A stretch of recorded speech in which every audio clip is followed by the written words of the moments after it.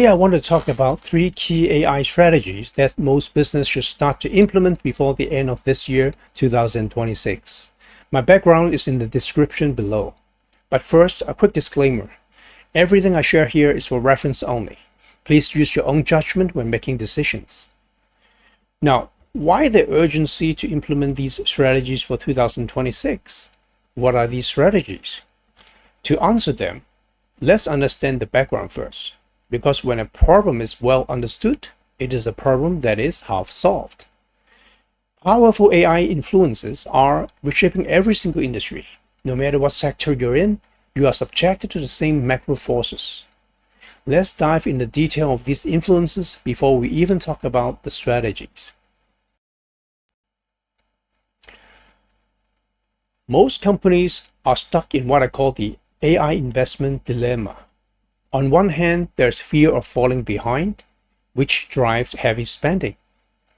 On the other, only a tiny fraction of those AI POC projects ever make it to production, and even fewer actually turn profit.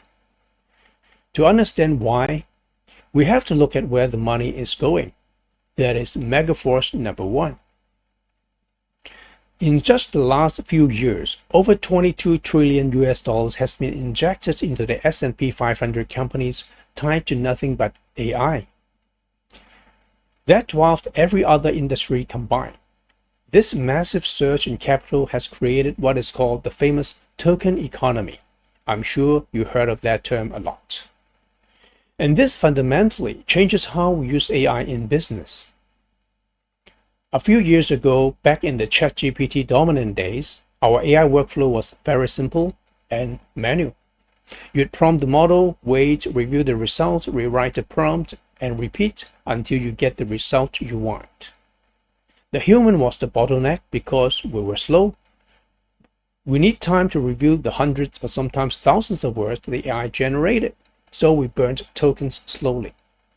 Now, with newer agentic approach, the AI model can review its own outputs and fix things automatically in the loop repeatedly. It can also browse the web, analyze documents in your company, whereby burning more tokens. Of course, I'm simplifying things a bit here because we can have teams of agents and each agent specialized in different roles for a different task, for example. This will burn even more tokens, of course, but it kind of works because it is essentially a breakdown and conquer approach, as the new AI models, while being smart, can still be confused and lose track when we are asking it to do too much at once. Essentially, it's almost like using brute force to trial and error until you get the result. Not very elegant, but it works. For AI providers, this is great. The accelerated token consumption helped them recoup their huge GPU infrastructure and AI model development costs. But for businesses, is it a win? It really depends. If you're not careful, your token costs can easily exceed the money you save on labor. So now we understand this mega token economy. We will be able to better judgment when we hear marketing hypes and sales pitches. Megaforce number 2 is the geopolitical and local policies. I'm talking about government policies. I'm sure we all heard of the recent pullback of top models from Anthropic. Fable and Mythos were put off the shelf for a few weeks because they were forbidden to be used by non-US citizens. There are also GPUs, tools, and other models forbidden to be used in some countries, for example, and one government has initiated policies to better control AI usage, which I think can be a good start. Since I'll be talking about the potential risk of AI automation in my other video, I'm not going to repeat it here. If you want, you can check it out yourself. I welcome you to do so. But such automation risks to the society are exactly what will cause governments to make policy to contain AI in one form or another. So the conclusion here is, before you transform too deeply, too fast, either proactively or reactively, please pause and evaluate. Now, let's shift our perspective a little bit and look at 4 more direct challenges in AI adoption. First, the ROI gap. AI requires heavy investment in infrastructure, talent, tools, training, and tokens, especially tokens. Studies show that only a small percentage of AI proof of concept projects ever go live. I said it once, I'm saying it again because it is important. Closing that gap takes time. The key word here is really time. Second, vendor lock-in. The AI landscape changes incredibly fast. Leaders change prices, terms shift, often in their favor, and tools become out of fashion quickly. If you're locked into one provider, you lose bargaining power, face unpredictable costs, struggle with unfavorable terms, and even risk quick obsolescence of technology. For example, AI model leaders play music chair. The top model can be replaced by another in a matter of weeks or even days. Third, security exposure. In the rush to move fast, teams often send sensitive code or data to external AI APIs in the fear of being slow in AI adoption or simply for the sake of intellectual curiosity of using the latest and greatest. Please note that even your market research and competitor analysis type of activities, benign on the surface, if leaked, reveals the direction and intention your company is heading. I'm sure the competitor will be very happy to grab them. Fourth, plateauing utility.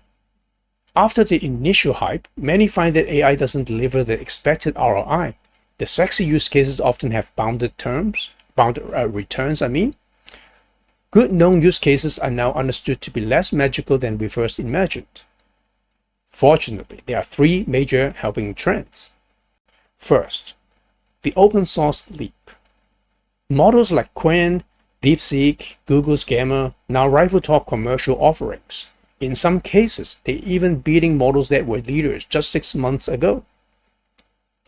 Alibaba's Qwen series, for example, comes in different sizes and flavors, perfect for local deployment. DeepSeek offers a powerful and low-cost API alternative. I think its selling point is mainly the low price part of it, even though their models are often too big for small to medium-sized companies to run locally.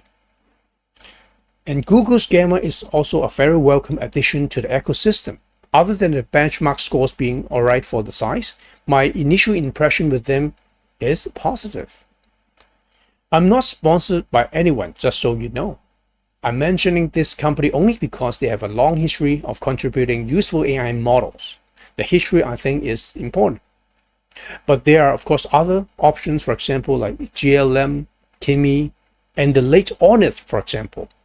I tried some of these a year ago, but a year is a long time. So maybe things have changed and they might be very useful now. Second, hardware efficiency.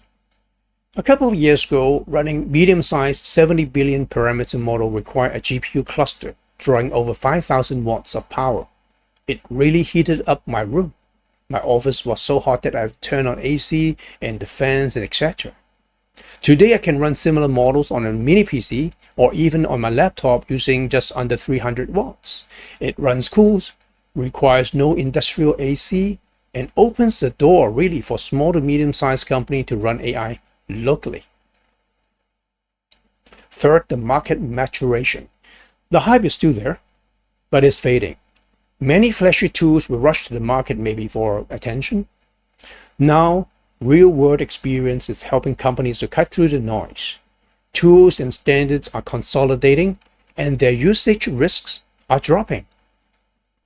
Now, with these mega forces, challenges, and trends in mind, here are three strategic imperatives for you.